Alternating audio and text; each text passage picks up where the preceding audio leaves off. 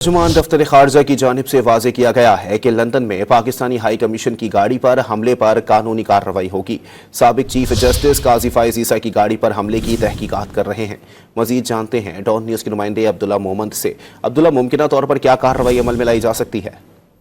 जी बिल्कुल, तर्जुमान दफ्तर खारजा मुमताज ज़ेहरा बलोच ने हफ्तावार ब्रीफिंग पर जो साबिक चीफ जस्टिस काजी फाइज ईसा की गाड़ी पर लंदन में होने वाले हमले का जिक्र किया, तो उन्होंने जवाब दिया कि इस हवाले से हमारी हाई कमीशन जो है वो तहकीकात कर रही है और पाकिस्तानी सफारतखाना इस हवाले से काम कर रहा है। तर्जुमान दफ्तर खारजा ने कहा कि पाकिस्तानी हाई कमीशन की गाड़ी पर हम होने वाले हमले के हवाले से हम तशवीश का शिकार हैं।